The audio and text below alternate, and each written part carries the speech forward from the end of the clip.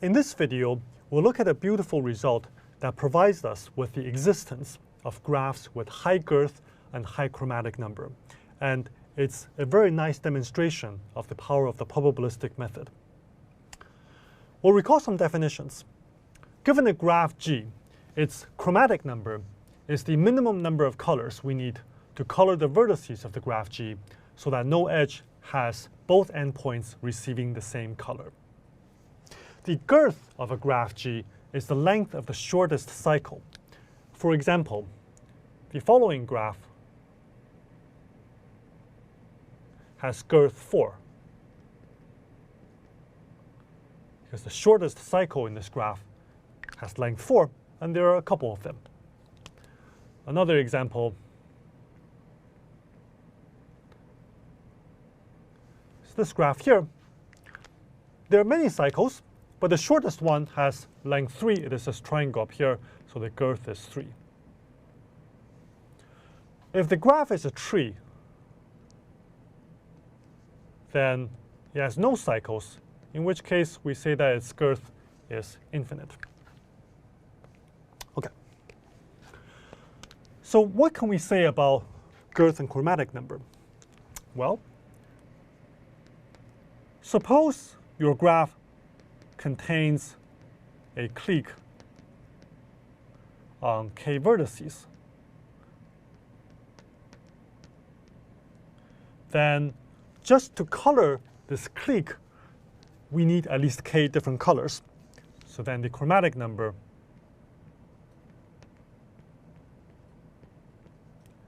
is at least k. Can we say something in the reverse direction? Suppose we have a graph with high chromatic number.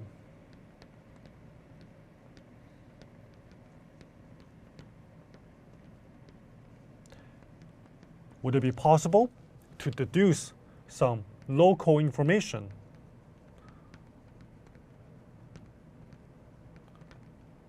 about the graph? For example, would it be possible to say that if we have very high chromatic number, then there must be a triangle somewhere in the graph, or there's some fairly dense structure that's very local in this graph?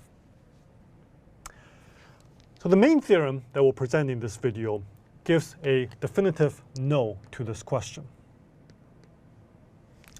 And it is a classic result due to Paul Erdős from the 50s. And the statement of the theorem is the following. For any positive integers k and l, there exists a graph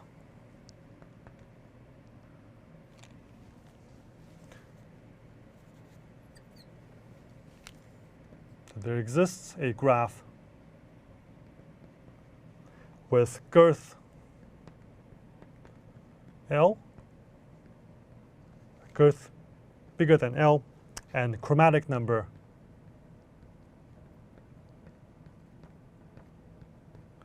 bigger than K. Okay, so let's pause for a moment and think about what this theorem is saying.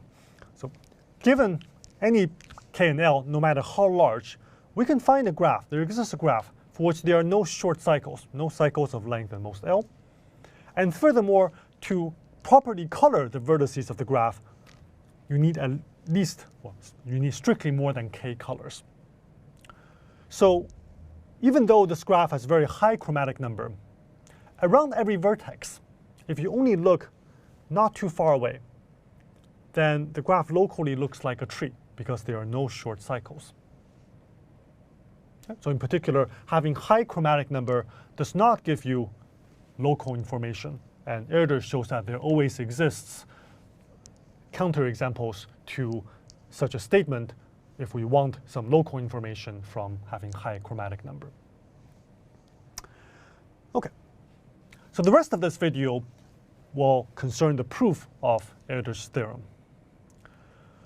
it is quite a miraculous result, and certainly before Erdős proved this result, there were other results in graph theory that constructed very explicit graphs that have some large chromatic number and girth, but not for all values of k and l. And those constructions are, in some sense, very hands-on. It tells you exactly how to construct these graphs.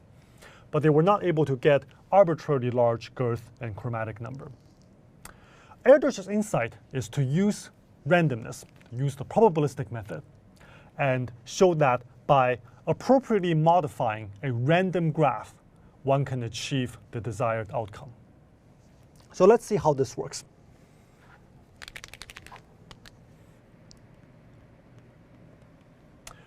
We'll begin by taking a random graph GNP.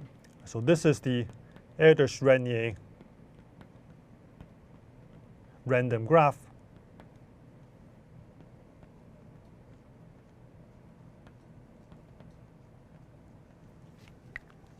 And there are n vertices. And the edge probability is p.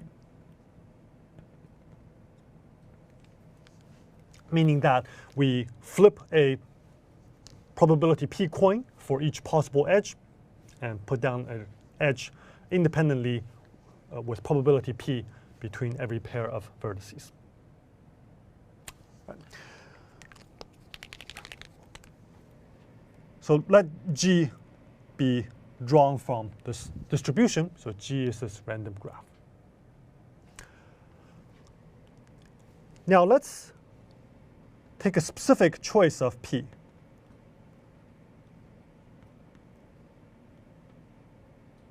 Being log n squared over n.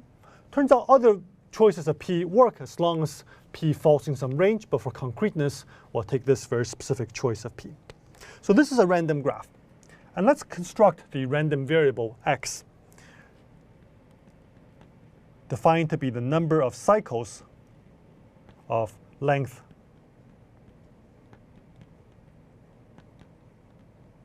at most L in G. Okay, so these are short cycles in G, and these are the cycles that we want to avoid because we want to construct a graph with girth strictly larger than L. So we really do not like these cycles. It would be nice if there were not too many such cycles, so let's compute the expected value of x.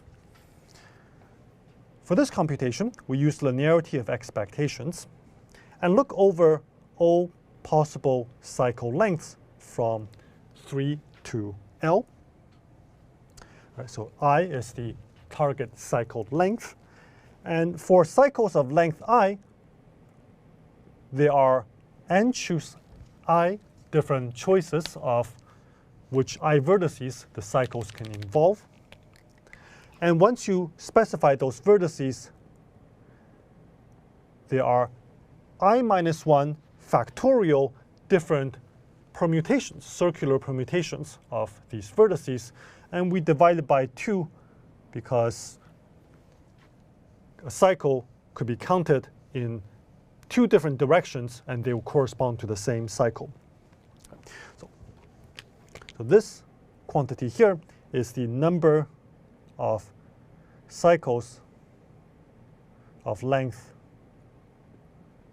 I in the complete graph on n vertices with all edges present. For each such possible cycle, the probability that the cycle appears in G is p to the I. So the second term here is probability that this cycle appears in GMP.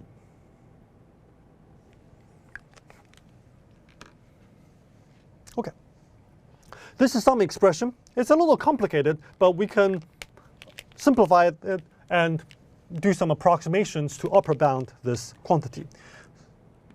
Right. So you see that the n choose I, if you expand it in terms of factorials, one can upper bound this quantity by n to the I, so incorporating the first two factors, and then leaving p to the I factor intact.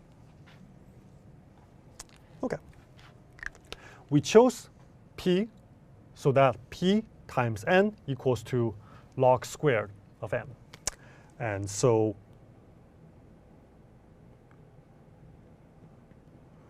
we can rewrite this quantity here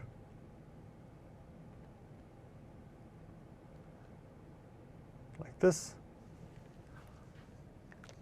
Okay. There are L terms here, so let me furthermore upper bound this expression by L times log n to the 2L. Here L is a constant, so this quantity here is some growth at the rate of some power of a log, and certainly much slower growing compared to the function n. So it's little o of n. Okay? It's a fairly crude approximation, but will be sufficient for our purposes. So this is a calculation. Its conclusion can be read as the expected number of short cycles is fairly small.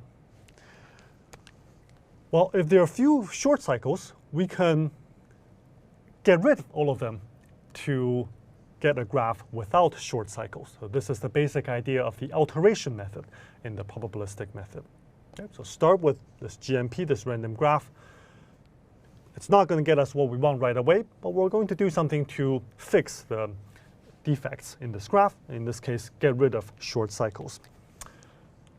To that end, let us know that by Markov's inequality, the probability that the number of short cycles, here short means length of most L, the probability that the number of short cycles, x, is at least n over 2, is upper bounded by the expectation of x divided by n over 2.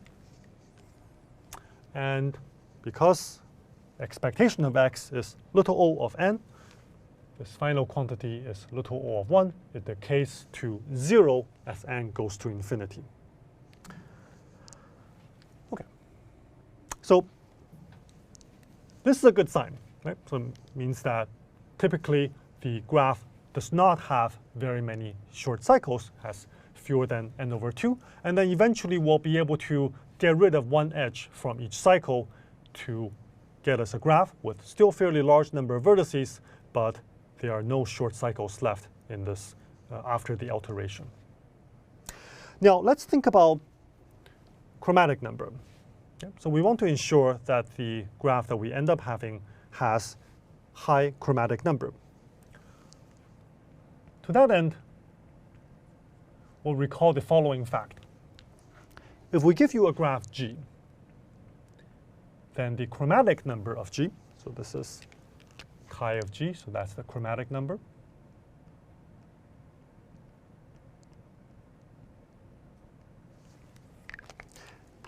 Well, the chromatic number is the minimum number of colors that one need to color the vertices of the graph so that no edge has the same color on both sides.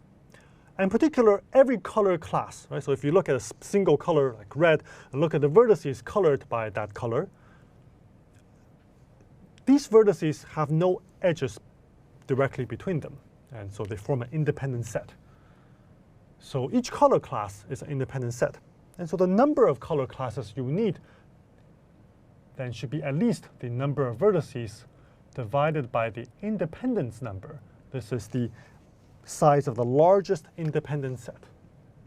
Okay, so this alpha of G, the independence number, is the size of the largest independent set.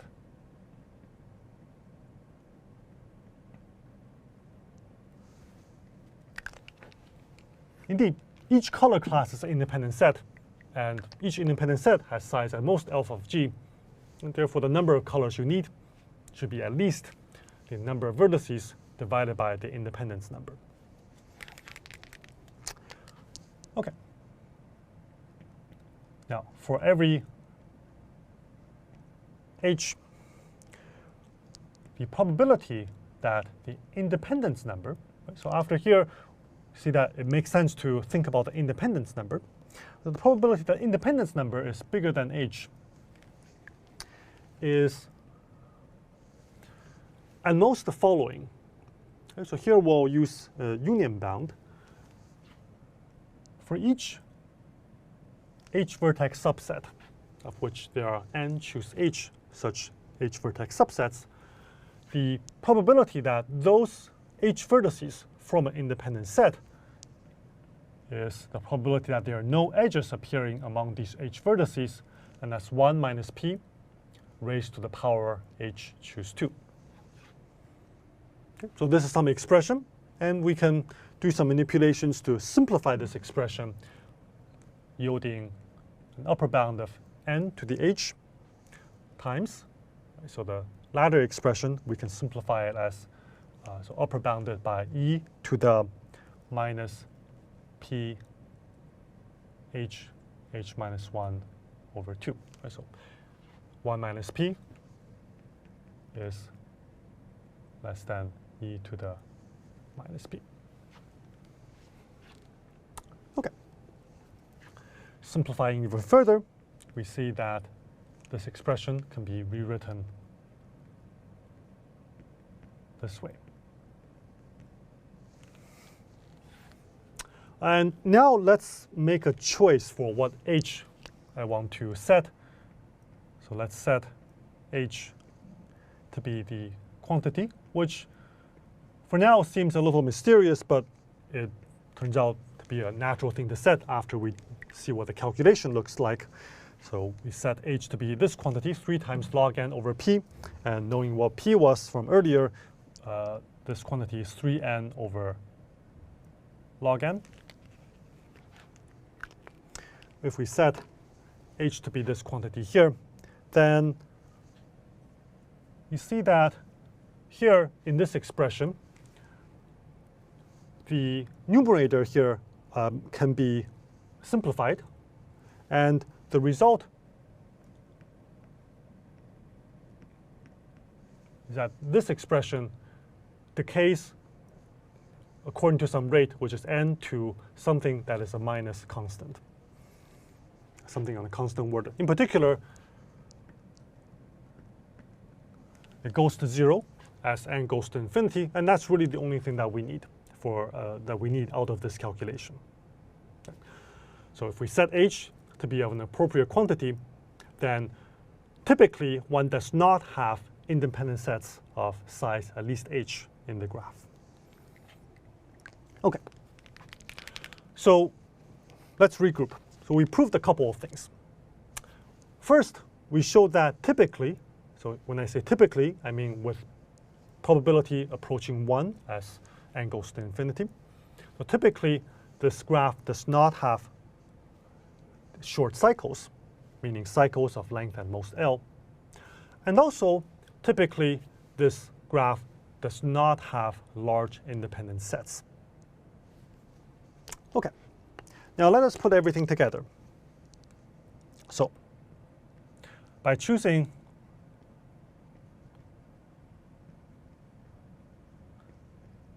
n sufficiently large,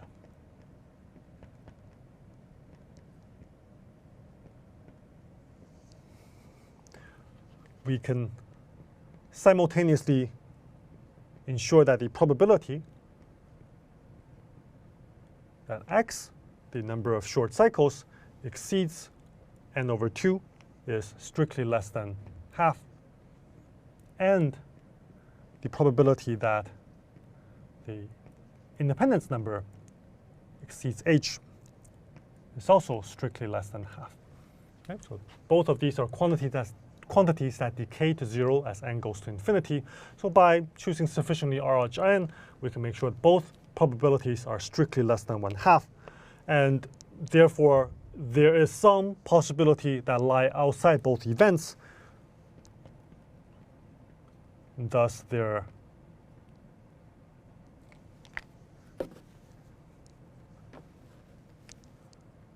exists a graph G with fewer than n/2 cycles of length at most L. And furthermore, its independence number, the size of the largest independent set, is at most h, which we said earlier to be 3n over log n. Okay, so we have such a graph G that has these nice properties. Well, we're looking for a graph with high girth. Well, here G has not too many short cycles, so we can get rid of one vertex from each short cycle to remove all the short cycles. So remove a vertex from each short cycle, so each cycle of length at most L.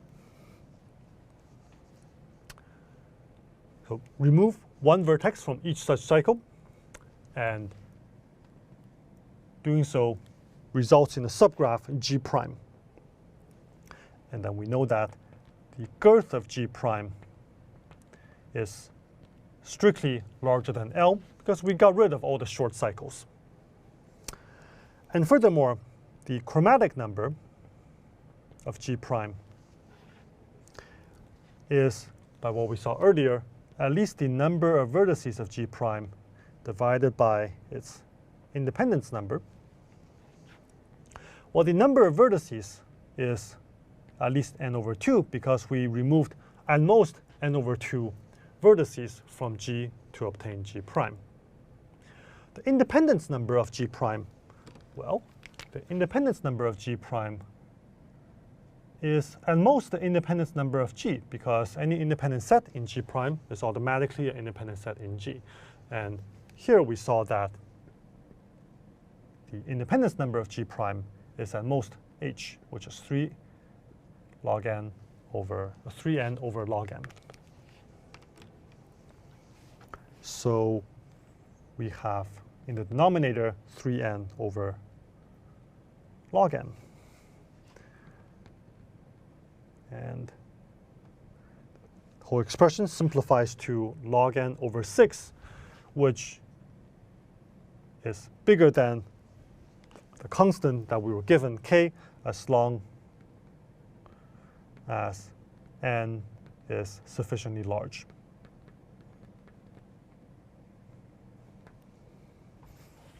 And thus, G prime satisfies the desired requirements. Okay. This finishes the proof of this theorem of Erdős, that there exists graphs with arbitrarily large girth and arbitrarily large chromatic number. To review some of the key ideas in this proof, we use the probabilistic method with alterations to construct first a random graph with various parameters so that this random graph typically has very few short cycles, so that we can then remove one vertex from each short cycle and get rid of all the short cycles, and this is a way to ensure large girth. To obtain high chromatic number, we note that this graph typically does not have large independent sets. And so its independence number is typically small. And therefore, the independence number of the subgraph must be typically small as well. And having small independence number implies high chromatic number. Okay, so it's a beautiful illustration of the probabilistic method with alterations that allows us to deduce this highly counterintuitive result, which was quite surprising because previously various researchers have tried to construct such examples of graphs by hand explicitly but unsuccessfully. And Erdős brought this beautiful insight that introducing randomness by looking at random graphs, one can indeed prove the existence of graphs with highly counterintuitive properties.